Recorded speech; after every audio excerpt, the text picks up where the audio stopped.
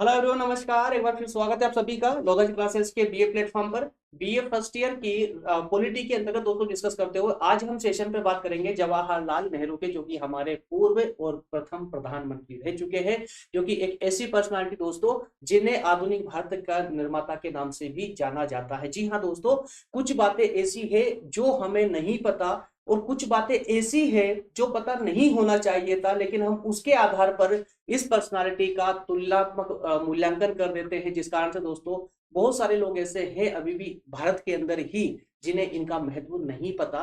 और चूंकि कारण एक ये भी रहता है दोस्तों कि जो हमें आजकल जो डिजिटल इंडिया चल रहा है ना, तो इसमें हमने पुस्तकों से ज्ञान लेना पुस्तकों से बंद कर दिया है। अब हमें ज्ञान जो है व्हाट्सएप और फेसबुक से मिलना प्रारंभ हो चुका है ना। तो जो अब आपको फेसबुक और व्हाट्सएप से या अन्य सोशल मीडिया से जो ज्ञान मिलता है, तो वो तो आपको सिर्फ दिखाया जाता है। एक्चुअल चीजें कुछ और होती है, दिखाने की कुछ और होती है।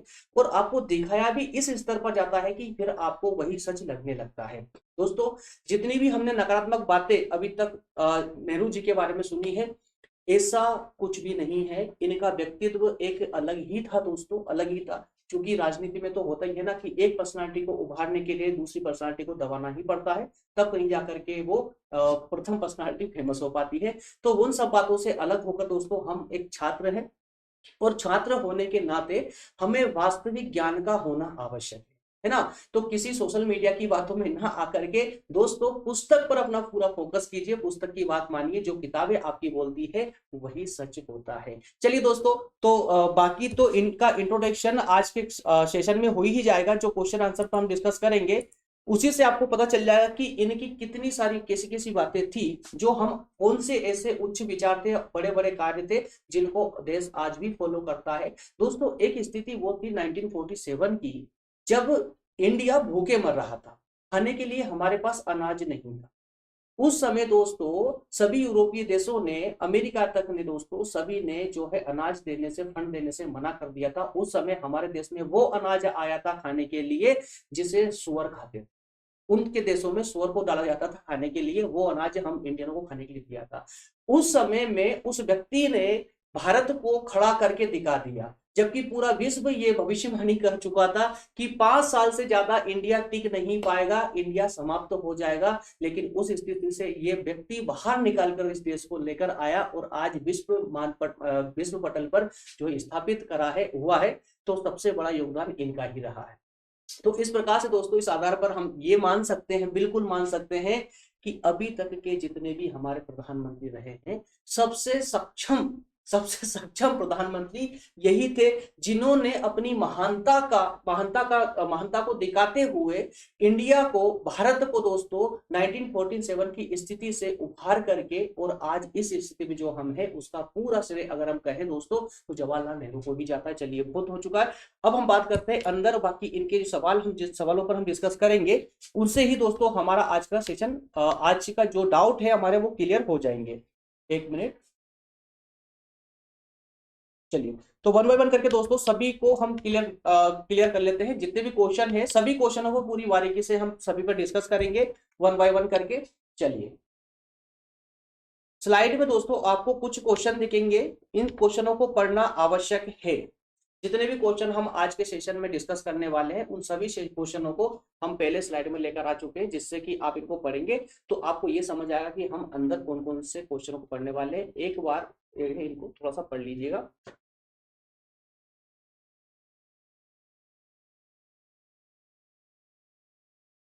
क्लियर है दोस्तों? चलिए, तो आज के ये 15 प्रश्न है। 15 प्रश्नों पर हम जवाहरलाल नेहरू से संबंधित ये 15 प्रश्नों पर डिस्कस करेंगे, जिनको समझते हुए इनको आगे बढ़ेंगे, समझने का पूरा प्रयास करेंगे। इनके प्रत्येक बात पर दोस्तों बहुत इंपॉर्टेंट याद रखिएगा, और आपके एग्जाम के पॉइंट ऑफ व्यू से भी बहुत इंपॉर्टेंट सेशन है ये। चलिए, शुरुआत करते हैं हम नेहरू जी के सबसे स्ट्रॉन्ग सिद्धांत पंचशील का सिद्धांत से। क्या है दोस्तों? पंचशील का सिद्धांत। अब बहुत सारे मेरे दोस्तों को तो ये भी नहीं पता होगा कि पंचशील का सिद्धांत नेहरू जी ने दिया, है ना। नाम सुना होगा, लेकिन ये नहीं पता होगा कि पंचशील का सिद्धांत नेहरू जी ने दिया था। और भी ऐसी कई घटनाएं आने देखने को मिलेगी आपको, जो आपने सुनी है, आप अप्लाई करते हैं, मानते हैं, लेकिन आपको ये नहीं पता कि ये हमारे प्रथम प्रधानमंत्री श्री जवाहरलाल नेहरू के द्वारा नेहरू की देन है। ये हमें नहीं पता। तो आज वो सब आपको देखने को मिलेगा। चलिए दोस्तों, पंचशील का सिद्धांत क्या था? पंचशील का सिद्धांत सिर्फ भारत के लिए नहीं दोस्तों, बल्कि पूरे विश्व स्तर पर शांति व्यवस्था को कायम करने के लिए पंडित नेहरू जी के द्वारा यह सिद्धांत दिया गया था। विश्व स्तर पर विश्व को दिया गया था यह सिद्धांत। और ये इस सिद्धांत के अनुसार दोस्तों, इस सिद्धांत का आधार था कि पूरा विश्व जो है शांति बनाए रखे, पूरा विश्व शांति बनाए रखे, एक दूसरे की अखंडता संप्रभुता का सम्मान करे, सहयोग की भावना एक दूसरे के लिए रखे, कोई किसी के आंतरिक कार्यों में हस्तक्षेप ना करे। इस प्रकार के दोस्तों कुछ सिद्धांत में कुछ सूत्र बताए थे। सिंपल अर्थों में समझिए, नेहरू के द्वारा 5 सूत्रों वाला सिद्धांत, 5 सूत्रों वाला सिद्धांत कहें कि 5 सूत्र दिए थे विश्व में शांति कायम करने के लिए। उन जो 5 सूत्र दिए थे, उन सूत्रों को ही यहाँ पर पंचशील का सिद्धांत कहा गया है। पंचशील का सिद्धांत कहा गया है। क्लियर है? तो नेहरू ने एक तनाव मुक्त अंतरराष्ट्रीय व्यवस्था के लक्ष्य की प्राप्ति के लिए, ठीक है ना, कैसे लिखेंगे आप एग्जाम में, समझ तो लिए आप, पर एग्जाम में लिखना अभी तो समझ आना चाहिए कि एग्जाम में किस प्रकार लिखना है। तो नेहरू जी ने अंतरराष्ट्रीय व्यवस्था के लक्ष्य की प्राप्ति के लिए अन्य राष्ट्रों के एक पंच सूत्रीय आचार संहिता प्रस्तावित की, जो पंचशील के सिद्धांत के नाम से जानी जाती है। सिंपल शब्दों में भी आपको मैं समझा चुका हूं कि पंचशील का सिद्धांत और कुछ नहीं बल्कि नेहरू जी के द्वारा दिया गया अंतरराष्ट्रीय स्तर पर या विश्व स्तर पर शांति व्यवस्था को बनाए रखने के लिए और पूरे विश्व में सहयोग की भावना को बढ़ाने के लिए, अर्थात भारत की जो नीति है वसुधैव कुटुंबकम, इस नीति पर चलाने के लिए नेहरू जी ने जो है पंचसूत्रीय आचार संहिता एक प्रस्तावित की थी। और उसी प्रस्तावित जो संहिता थी, उसी संहिता को हम यहाँ पंचशील सिद्धांत के नाम से जानते हैं। क्लियर है? अगला प्रश्न है, नेहरू जी द्वारा दी गई गुट निरपेक्षता की नीति। अब सोचिए दोस्तों, क्या गुट निरपेक्षता के बारे में आपने कभी नहीं सुना? बताइए आप लोग मुझे, क्या गुट निरपेक्षता के बारे में किसी ने नहीं सुना अभी तक? 100% आपने सुना है, क्योंकि आप बीए कर रहे हैं, है ना, 12th तक करके आ चुके हैं। तो 12th में आपने 10th-12th में 100% आपने जो है गुट निरपेक्षता नामक शब्द जो है आपको किताबों में दिखा होगा। समझ आया नहीं आया मुझे नहीं पता, बट हाँ दिखा जरूर होगा, आपने पढ़ा जरूर होगा उसको, ठीक है ना। तो वो ये जो महान शब्द है ना, जो हमें पूरे विश्व में सबसे अलग बनाता है, गुट निरपेक्षता, ये इनके द्वारा ही दिया गया था, नेहरू जी के द्वारा ही दिया गया था, गुट निरपेक्षता नीति। तो दोस्तों, जब हमारा देश आजाद हुआ उस समय हमारे सामने एक विडंबना थी, क्योंकि जब हम आजाद हो रहे थे उस समय विश्व युद्ध चल रहा था। एक तरफ थे धुरी राष्ट्र, एक तरफ थे जो है रूस और अमेरिका, दोनों के गुट अपने अपने गुट बने हुए थे। इधर से अमेरिका हम पर प्रेशर बना रहा था कि आप जो है हमारे गुट में शामिल होइए, और उधर से जो है सोवियत संघ रूस दबाव बना रहा था कि हमारे गुट में शामिल हो जाए। तो ऐसे वक्त में, ऐसे धर्म संकट वाले वक्त में नेहरू जी ही थे जिन्होंने गुट निरपेक्षता की नीति लागू कर दी और सह विनम्र होकर के हाथ जोड़कर कहा कि साहब, हम गुट निरपेक्षता नीति का पालन करने वाले राष्ट्र हैं, हमें किसी के गुट से कोई मतलब नहीं है, हम ना आपके गुट में शामिल होंगे ना ही उनके गुट में शामिल होंगे, है ना, और हम जो है हम स्वतंत्र रहेंगे। लेकिन हाँ, अगर कहीं पर किसी का शोषण हो रहा होगा तो हम उसके विरोध में उसके साथ जरूर खड़े हो सकते हैं, किसी का अगर शोषण हो रहा होगा तो, ठीक है ना। तो इसका अर्थ क्या हुआ कि विश्व स्तर में या कहें कि पूरे विश्व में अपनी शक्ति का प्रदर्शन करने के लिए जो प्रतियोगिताएं चल रही थी, कौन सी प्रतियोगिताएं दोस्तों? युद्ध, जो युद्ध चल रहे थे, उन युद्धों से अपने आप को पृथक रखना, अलग रखना, और अलग रखते हुए शोषणकारी के विरुद्ध प्रदर्शन करना, या उसके साथ मिल जाना, जिसका शोषण हो रहा है उसके साथ मिलकर के उसके साथ मजबूती से खड़ा होना, अपना स्वतंत्र अस्तित्व को बनाए रखना ही गुट निरपेक्षता की नीति है। क्लियर हुआ दोस्तों? क्लियर हुआ है ना? चलिए, तो एक बार आप थ्योरेटिकल भी पढ़ लीजिएगा। नेहरू द्वारा प्रतिपादित गुट निरपेक्षता की अवधारणा से आशय यह है कि भारत या अन्य गुट निरपेक्ष राष्ट्र विश्व में शक्ति के लिए होने वाली प्रतिस्पर्धा से मुक्त रहकर स्वतंत्रता व न्याय की स्थापना तथा शोषण की समाप्ति के लिए होने वाले संघर्ष में अपना स्वतंत्र दृष्टिकोण व्यक्त करेगा। क्लियर है ना? तो देखिए दोस्तों, यहाँ पर कि जो भारत या अन्य जितने भी गुट निरपेक्ष राष्ट्र है, जो राष्ट्र गुट निरपेक्षता की नीति को फॉलो करते हैं, वो विश्व में जो प्रतिस्पर्धाएं चल रही है अपनी शक्ति को दिखाने के लिए, जो प्रतिस्पर्धा चल रही है उससे उससे अलग रहकर, या कहें कि स्वतंत्रता व न्याय की स्थापना तथा शोषण की समाप्ति के लिए जो संघर्ष हो रहा है उसमें अपना स्वतंत्र दृष्टिकोण रखेगा, उसी को गुटनिरपेक्ष नीति कहा गया है। और व्यवहारिक शब्दों में समझे अगर गुटनिरपेक्ष नीति को, तो वो ये है कि किसी के भट्टे में टांग ना डालना। आप घर बैठे हुए, आपके मान लेते हैं कि आपके दो फ्रेंड हैं, ठीक है ना। अब दोनों फ्रेंड की, उन दोनों की आपस में झगड़ा हो चुका है, लड़ाई हो गई है। अब उन दोनों के बीच में जो झगड़ा हुआ है, तो उसमें से एक दोस्त आता है, आपसे बोलता है कि चल आप तू मेरी तरफ से बोलना, है ना। और वो दूसरा आता है कि नहीं भाई तू मेरी तरफ से बोलेगा। तो आप क्या करोगे, धर्म संकट में फंस गए ना, तो आप क्या करोगे, यही बोलोगे ना, नहीं यार भाई देखो तुम आपस में देख लीजिए, जिस प्रकार से तू मेरा दोस्त है उसी तरह से ये भी मेरा दोस्त है, मैं किसी की तरफ से नहीं बोलूंगा, आप दोनों आपस में समझ लीजिए, यही बोलोगे ना, है ना। तो आप क्या कर रहे हैं, अरे आप ना जानते हुए भी एक गुटनिरपेक्षता नीति का जो है पालन कर रहे हैं, वही गुटनिरपेक्ष नीति है। क्लियर है। चलिए आगे बढ़ते हैं। अगला प्रश्न है पंचशील के 5 सिद्धांत। सबसे पहला क्वेश्चन दोस्तों, पंचशील सिद्धांत दिया नेहरू जी ने।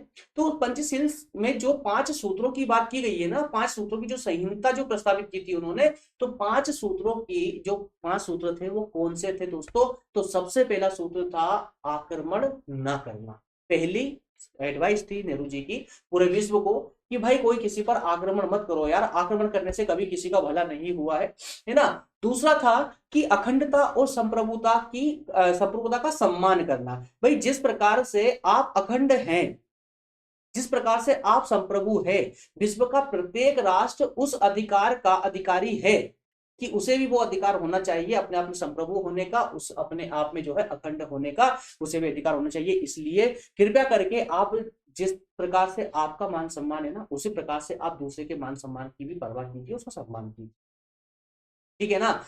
तो इसलिए कहा गया है कि अखंडता और संप्रभुता का सम्मान करना, ये दूसरा सिद्धांत था। तीसरा जो सूत्र था दोस्तों वो था शांतिपूर्ण सह अस्तित्व और सहयोग की भावना। सभी आपस में शांति बना रखें और एक दूसरे से मिलजुल कर रहे, एक दूसरे का सहयोग करते हुए जीवन जिए। सभी राष्ट्रों को संदेश था, ये सभी देशों को संदेश था, पूरे विश्व को संदेश था एक दूसरे राष्ट्र के लिए। अगला था कि एक कोई भी राष्ट्र किसी दूसरे राष्ट्र के उसके जो अंदर क्या चल रहा है ना उससे मतलब नहीं रखे, उसमें हस्तक्षेप ना करे कि भाई तुम ये क्या कर रहे हो, ऐसा नहीं करना, वैसा नहीं करना, दबाव बनाना। वो सबको जो गरीब देश है, गरीब पर अमीर जो है भेंट जाएगा, नहीं नहीं तुम गलत कर रहे हो, ऐसा नहीं करोगे, आप ऐसा करोगे। तो वो जो फोकट की एडवाइस है ना, दबाव बना करके जो एडवाइस देना, वो सब चीजें नहीं होना चाहिए। भाई वो देश है, वो भले ही गरीब है लेकिन उसको उसके अनुसार जीने दीजिए, है ना। तो इसी को हम कहते हैं किसी के कार्य में हस्तक्षेप मत कीजिए। तो किसी आंतरिक मामले में हस्तक्षेप ना होना। और लास्ट अर्थात 5वां सूत्र था यहाँ पर समानता के आधार पर पारस्परिक लाभ। तो भैया सभी एक दूसरे के समान है, वसुधैव कुटुंबकम पर चलने वाले लोग हैं हम।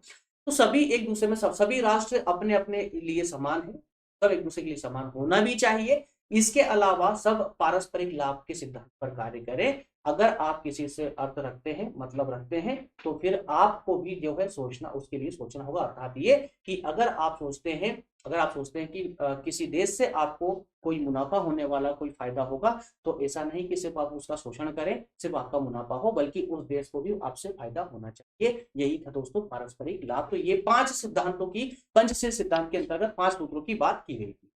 क्लियर हुआ दोस्तों। चलिए अगले प्रश्न पर मूव करेंगे। अगला प्रश्न है नेहरू के लोकतांत्रिक समाजवाद के दृष्टिकोण को परिभाषित कीजिए। अब यहां पर समझिए, लोकतांत्रिक समाजवाद। अब आपने समाजवाद तो सुना होगा, 100% सुना होगा, लोकतंत्र भी सुना होगा, है ना। लेकिन प्योर जो समाजवाद है वो अलग है। प्योर समाजवाद किसका था दोस्तों, कार्ल मार्क्स का। कार्ल मार्क्स का समाजवाद था। वो क्या कहते थे, भाई जो देश में जो संपत्ति है, उस संपत्ति पर किसी एक व्यक्ति का व्यक्तिगत रूप से किसी का अधिकार नहीं हो सकता है। उस संपत्ति पर जो अधिकार होगा वो राष्ट्र का होगा, अर्थात की पूरी जनता का होगा, किसी एक व्यक्ति का नहीं होगा। और अगर ऐसा पाया जाता है तो उस व्यक्ति से वो संपत्ति मार ठोक करके छीन ली जाए, है ना। तो यहां पर हिंसा की बात की गई थी मार्क्स के द्वारा। इसलिए नेहरू जी ने इस सिद्धांत का, अर्थात कि समाजवाद का, समाजवादी समाज का कभी भी समर्थन नहीं किया, बल्कि उस समाजवाद को इन्होंने अपनाया जरूर है। समाजवाद को सिर्फ इन्होंने नहीं बल्कि हमारे संविधान में भी समाजवाद को अपनाया गया है। लेकिन हमारा समाजवाद प्योर समाजवाद ना होते हुए उसमें सुधार करके और उसे लोकतांत्रिक एक नया मुखड़ा बनाया, उसका नया चेहरा दिया, लोकतांत्रिक समाजवाद का नया चेहरा दिया। और उस समाजवाद की हम यहाँ पर धारणा को व्यक्त करते हैं। अर्थात हमारा समाजवाद जो है लोकतांत्रिक समाजवाद है, जिसमें जिसमें लोगों की स्वतंत्रताओं का विशेष ध्यान रखा जाता है। ठीक है ना। तो लोकतांत्रिक समाजवाद का अर्थ ये हो जाता है कि जो राष्ट्रीय संपत्ति है, उस राष्ट्रीय संपत्ति का सम वितरण तो हुई हो, उस संपत्ति जो है सभी में बराबर बांटने पर भी हमारा पूरा फोकस है, लेकिन साथ ही साथ में जो है हम यहाँ पर उनको लोकतंत्र का स्वतंत्रता पूरी तरह उनको प्रोवाइड करते हैं। जैसा कि समाजवादी राष्ट्र में स्वतंत्रता देना वो इतना पॉसिबल नहीं, पूर्ण स्वतंत्रता। क्लियर है। अगला प्रश्न है, नेहरू के अनुसार लोकतांत्रिक समाजवाद की 4 विशेषताओं का उल्लेख कीजिए। तो साहब नेहरू जी ने लोकतांत्रिक समाजवाद तो बता दिया, तो उसकी जो विशेषता है वो विशेषता क्या है? तो देखिए, सबसे पहले तो जो लोकतांत्रिक समाजवाद है ना, वो बोलता है कि भैया संवैधानिक साधनों पर विश्वास कीजिए। अर्थात ये कि कानून के कोई भी अपना कार्य कर रहे हैं ना, तो कानूनी तौर में कीजिए, कानून के अनुसार कीजिए, विधि के अंतर्गत आप अपने प्रत्येक कार्य का निर्वहन करें। विधि के अंतर्गत, संविधान से कोई बड़ा नहीं है, इसलिए संविधान का उल्लंघन नहीं होना चाहिए। तो ये बात सिखाता है हमें लोकतांत्रिक समाज। क्लियर है। अगला है इसका कि समाजवादी समाज की स्थापना, समाजवादी समाज की स्थापना, है ना। तो लोकतांत्रिक समाजवाद जो है एक समाजवादी धारणा भी उत्पन्न करती है समाज के अंदर। वो समाजवादी धारणा समाज के व्यक्तित्व के लिए बहुत आवश्यक, लेकिन उसके रूप हैं अलग अलग। आप कौन सा रूप अपनाना चाहते हैं? जैसे कि चीन ने समाजवाद को अपनाया हुआ है, मार्क्स के समाजवाद को अपनाया हुआ है, लेकिन हम भी समाजवादी हैं, लेकिन हम लोकतांत्रिक समाजवाद है। क्लियर है, ये हमारा डिफरेंस है। चलिए अगला प्रश्न देखते हैं। अगला प्रश्न देखेंगे दोस्तों। अच्छा 2 पॉइंट और रहेगा इसमें। ओके, लोकतांत्रिक व धर्मनिरपेक्ष मूल्यों में विश्वास। लोकतांत्रिक और धर्मनिरपेक्ष मूल्यों में विश्वास। तो जो लोकतांत्रिक समाजवाद होता है वो स्वतंत्रता के साथ ही साथ में, लोकतंत्र किसको कहते हैं? जहां जहां शासन में जनता की अधिकतम भागीदारी हो, है ना। तो लोकतांत्रिक विचारों में विश्वास रखता हूं, अर्थात कि शासन में जनता का प्रभुत्व हो। इसके अलावा धर्मनिरपेक्ष मूल्य, कोई एक धर्म सर्व प्रमुख नहीं होना चाहिए, सर्वधर्म सम्मान होना चाहिए, है ना। मिश्रित अर्थव्यवस्था, मिश्रित अर्थव्यवस्था, सभी प्रकार की अर्थव्यवस्था का बोलबाला होना चाहिए। अगला है मार्क्सवादी साम्यवाद के प्रति नेहरू की असहमति, मतलब कि कार्ल मार्क्स के समाजवाद को नेहरू ने उसका समर्थन क्यों नहीं किया? कार्ल मार्क्स का जो समाजवाद था उसका नेहरू ने समर्थन क्यों नहीं किया? 2 कारण विशेष थे। एक तो हिंसात्मक, उनका जो समाजवाद था, मार्क्स का जो समाजवाद था उसमें हिंसा थी, इसलिए उन्होंने इसका समर्थन नहीं किया। क्योंकि आप जानते हैं नेहरू जी जो है नरम दल के बहुत बड़े नेता थे, है ना, और कांग्रेस के अंतर्गत नरम दल के एक प्रमुख नेता के रूप में थे ये। और इनका जो है दोस्तों आजादी से पहले भी बहुत बड़ी भूमिका रही है देश में, और आजादी के बाद भी इन्होंने कभी 19 साल दोस्तों इन्होंने अपनी भूमिका दी है भारत में, है ना। तो उनका मानवीय चेतना व नैतिकता विहीन यथार्थवाद, मानवीय चेतना और नैतिकता विहीन यथार्थवाद, तो उनके जो समाजवाद है, कार्ल मार्क्स का जो समाजवाद है, उसमें नैतिकता का खुद कहीं भी देखा, ये सिंपल भाषा।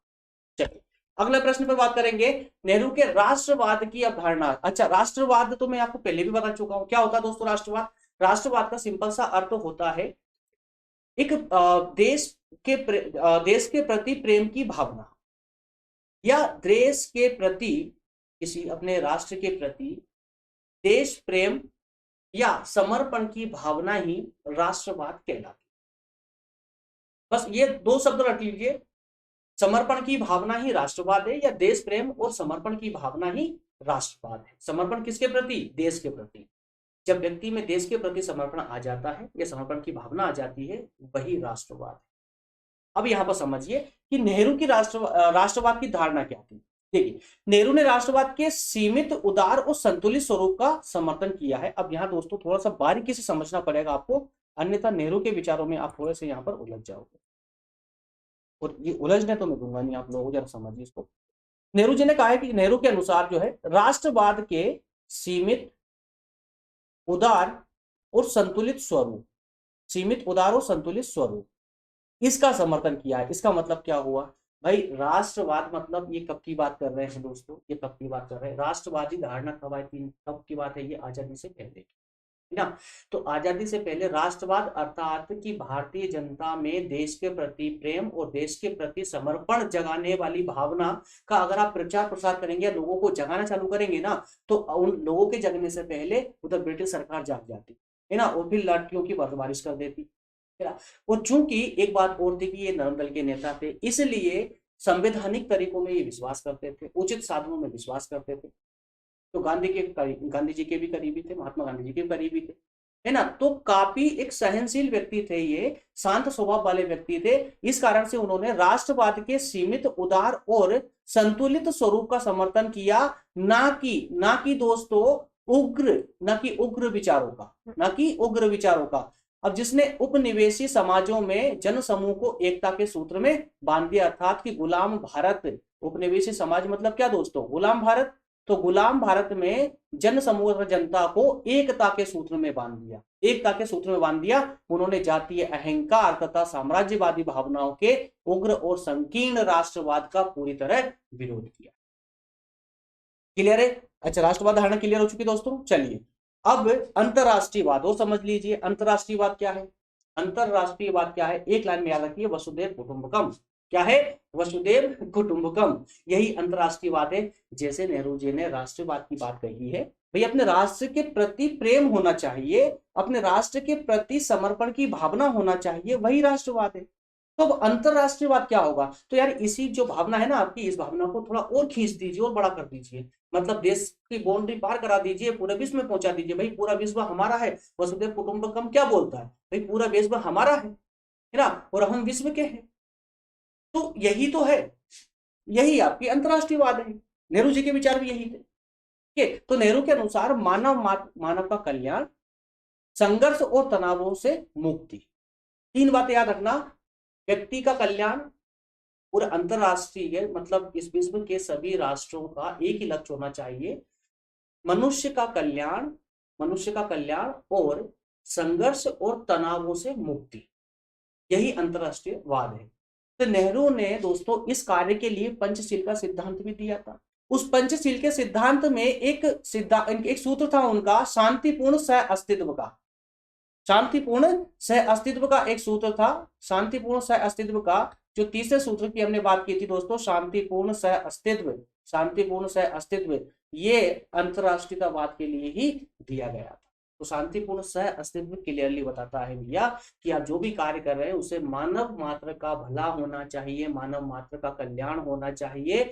विश्व स्तर पर जो संघर्ष है, जो तनाव है, उससे पूरे विश्व को मुक्ति मिलना चाहिए, तभी कहीं जाकर के अंतरराष्ट्रीयवाद की स्थापना हो सकती है।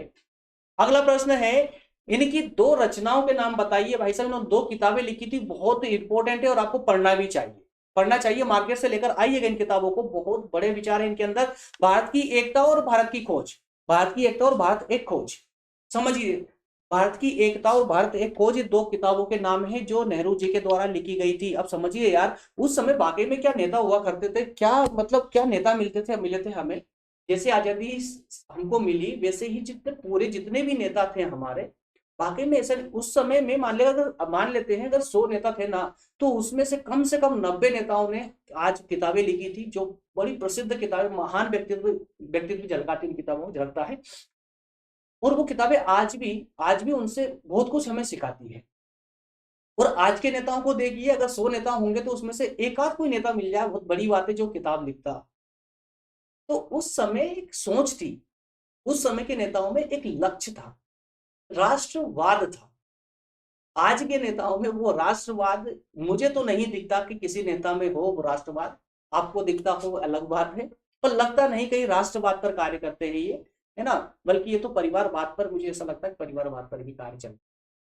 चलिए अन्यथा बातों को ना ले, ये सब बातें सेशन के आउट ऑफ है। अगला प्रश्न देखते हैं, डिस्कवरी ऑफ इंडिया, मतलब जो भारत, दूसरी किताब थी भारत एक खोज, उसके लेखक कौन थे? मुक्ता भरा प्रश्न है ना, क्यों पूछ रहे हो? अगला प्रश्न है, भारत के इतिहास पर नेहरू की पुस्तक, भारत के इतिहास पर, भाई भारत का इतिहास नेहरू जी ने किस पुस्तक में बताया था? तो नेहरू जी ने ग्लिम्पसेस ऑफ वर्ल्ड हिस्ट्री में, ग्लिम्पसेस ऑफ वर्ल्ड हिस्ट्री, इस किताब, ये किताब भी दोस्तों बहुत प्रचलित किताब है। ग्लिम्पसेस ऑफ वर्ल्ड हिस्ट्री, विश्व इतिहास की झलकियां, और इसके अंदर भारत के इतिहास को बहुत सतर्कता के साथ में बहुत अच्छे से बताया गया है। इस किताब के दोस्तों 2 वॉल्यूम मार्केट में आते हैं, 2 वॉल्यूम में ये किताब अवेलेबल है। अगर पढ़ने का शौक है आपको, है ना, पढ़ने का शौक अगर आपको है तो मेरी एडवाइस माने तो एक बार ये वर्ल्ड हिस्ट्री ये किताब जरूर लेकर आइएगा, ग्लिम्पसेस ऑफ वर्ल्ड हिस्ट्री। इसमें भारत के इतिहास को बहुत नजदीक से देखने को जानने को मिलेगा आपको, बहुत अच्छे से। चलिए अगला प्रश्न पढ़ते हैं दोस्तों, अगला प्रश्न समझते हैं। नेहरू के लोकतंत्र के संबंध में क्या विचार थे? लोकतंत्र के संबंध में जो सबके विचार थे वही नेहरू जी के विचार थे, क्योंकि लोकतंत्र की धारणा हम उसी समय से फॉलो करते आ रहे हैं जब से देश आजाद हुआ है और जब से हमारा देश लोकतांत्रिक बना है, उस समय नेहरू जी ही प्रधानमंत्री थे। क्लियर है ना? तो नेहरू लोकतंत्र को एक राजनीतिक व्यवस्था मात्र नहीं मानते थे, बल्कि विभिन्न पक्षों जैसे राजनीतिक, सामाजिक, धार्मिक, इनसे जुड़ी हुई एक व्यवस्था मानते। तो लोकतंत्र मतलब सिर्फ कोई राजनीतिक विषय मात्र नहीं है। जो लोकतंत्र है वो कोई राजनीतिक विषय मात्र नहीं है, बल्कि इसकी भूमिका तो हर एक क्षेत्र में है, चाहे वो सामाजिक क्षेत्र हो, चाहे वो धार्मिक क्षेत्र हो, चाहे वो आर्थिक क्षेत्र हो, प्रत्येक क्षेत्र की एक व्यवस्था है लोकतंत्र। मतलब क्या दोस्तों कि हर एक क्षेत्र में जब जनता को अधिकार होगा तभी तो वो राष्ट्र जो है लोकतंत्र राष्ट्र कहला पाएगा, लोकतंत्र कहला पाएगा ना, है ना। तो लोकतंत्र को लेकर के इन्होंने राजनीति से ऊपर सोचा। क्लियर है? चलिए अगला प्रश्न देखते हैं। अगला प्रश्न है धर्मनिरपेक्षता पर नेहरू के विचारों की व्याख्या कीजिए। धर्मनिरपेक्षता पर नेहरू जी के विचारों की व्याख्या कीजिए। तो दोस्तों नेहरू जी की दृष्टि में सभी धर्म क्या थे? समान थे। उनका मत यह था कि भारत में मौजूद जितने भी धर्म हैं और विश्वासों के बीच में राष्ट्रीय एकता को केवल धर्मनिरपेक्ष राष्ट्र की धारणा द्वारा ही स्थायी रूप से मजबूत बनाया जा सकता, और राष्ट्रीय स्वतंत्रता के लक्ष्य की प्राप्ति में सभी वर्गों का सक्रिय सहयोग भी प्राप्त किया जाए। तो जब हमारे सामने प्रश्न था कि भारत क्या बने, भारत में कई धर्म थे उस समय, जिस प्रकार से कि आज भी है। तो उस समय जब भारत में कई धर्म थे तो किस धर्म को जो है भारत सरकार अपनाए, भारत एक राष्ट्रीय लेवल पर अपनाए, या किस धर्म को सम्मान दे, किसको नकारे, किसको अपनाए, किसको छोड़े, ये एक बड़ा प्रश्न था भारत के सामने। तो नेहरू जी के विचार ये थे कि भाई देश को धर्मनिरपेक्ष बनना चाहिए, अर्थात ये कि किसी भी धर्म को विशेष महत्व न दिया जाए, अर्थात सभी धर्म समान समझे। सभी धर्म अगर समान समझेंगे, जैसे कि अगर सरकार कोई धर्म नहीं अपनाती है, सभी धर्मों को समान मानते हुए सभी धर्मों का सम्मान करे, वो सभी को बराबर के अधिकार दिए जाए, तो ऐसी उस स्थिति में हमें सभी धर्मों के व्यक्तियों का सहयोग प्राप्त हो सकता है। इसलिए धर्मनिरपेक्ष राष्ट्र की इनकी विशेष जो है कामना थी, विशेष इच्छा थी। ठीक है ना? तो ये जो स्वतंत्रता से पहले की कहानी थी दोस्तों, ये तो स्वतंत्रता से पहले अगर स्वतंत्रता दिलवानी है तो अगर मान लेते हैं कि आप किसी एक धर्म को चूज करते हैं, एक धर्म को अपनाते हैं, तो भाई वो उस धर्म का आपको सपोर्ट मिल जाएगा, लेकिन अन्य धर्मों का सपोर्ट नहीं मिलेगा। लेकिन आप वो किसी भी धर्म को नहीं अपनाते, सभी धर्मों को समान समझते, तो आपको सभी धर्मों का सपोर्ट मिलेगा देश को आजाद कराने के लिए। क्लियर है ना? चलिए अगला प्रश्न है नेहरू जी ने लोकतांत्रिक विकेंद्रीकरण की योजना कब बनाई थी? लोकतांत्रिक विकेंद्रीकरण की योजना कब बनाई थी? 2 अक्टूबर 1959 को। अगला प्रश्न है लोकतांत्रिक व्यवस्था की कमियों को दूर करने के लिए नेहरू ने क्या सुझाव दिए? लोकतांत्रिक व्यवस्था की में जो कमियां थी उनको दूर करने के लिए नेहरू जी ने सुझाव दिए हैं वो इस प्रकार है कि सबसे पहले तो आप सत्ता का विकेंद्रीकरण कर दीजिए। सत्ता का विकेंद्रीकरण कर देना मतलब होता है कि सरकार की जो शक्तियां हैं उन शक्तियों को छोटे छोटे स्तरों पर सब जगह बांट दिया जाए, किसी एक व्यक्ति के पास नहीं होना चाहिए, जैसे कि सेंट्रल लेवल पर नहीं होना चाहिए। कुल मिलाकर सिर्फ कि ऐसा ना हो जाए कि भारत में सिर्फ दिल्ली ही सर्वाधिकारवाद हो जाए, मतलब सारे अधिकार दिल्ली के पास ही पहुंच जाए, राज्य सरकार के पास कोई अधिकार ना बचे, या जो हमारी स्थानीय सरकार है जैसे नगर पंचायतें हैं, ग्राम पंचायतें हैं, इनके पास कोई अधिकार ना बचे। तो दोस्तों जब ये ग्राम पंचायतों को अधिकार दिया गया था, जब राज्य सरकारों को अधिकार दिए गए, तो ये क्या है? ये सत्ता का विकेंद्रीकरण है, ये सत्ता का विकेंद्रीकरण है ना? तो इसी विकेंद्रीकरण की बात कही गई है कि अगर लोकतांत्रिक व्यवस्था की जो कमियों को दूर करना है आपको और वास्तविक लोकतंत्र लेकर आना है, जैसा कि लिखा हुआ है कि लोकतंत्र, अब लोकतंत्र का जो वास्तविक अर्थ है अगर उस अर्थ में कन्वर्ट करना है इस व्यवस्था को, तो वहां पर आप ध्यान रखिए कि सत्ता का विकेंद्रीकरण करिए सबसे पहले, उसके बाद में जो है शिक्षा का अधिकार उनको दीजिए, शिक्षा का प्रथम अधिकार उनको दीजिए। क्लियर है ना? चलिए दोस्तों, तो इस प्रकार से 15 ही प्रश्नों पर हम अभी तक डिस्कस कर चुके हैं नेहरू जी को लेकर के। अब अगले क्वेश्चन में, अपना अगले एपिसोड में, अगले लेक्चर में एक और बेहतरीन पर्सनालिटी जिनको अगर आपने नहीं पढ़ा, जिनके बारे में अगर आपने नहीं जाना, तो दोस्तों समझ लीजिए कि आपने आधा भारत जानना छोड़ दिया है, आधे भारत जो है आपने नहीं जाना।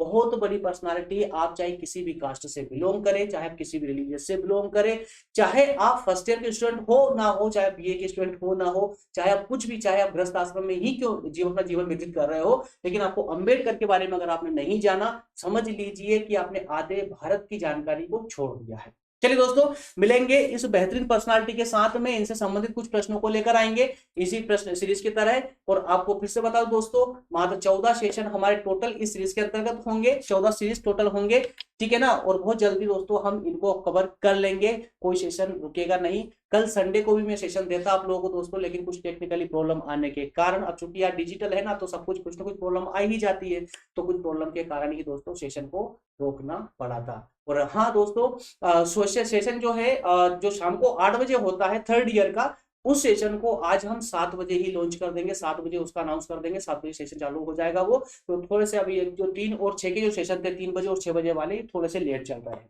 क्लियर है? चलिए मिलेंगे नेक्स्ट सेशन दोस्तों, तब तक धन्यवाद, थैंक यू।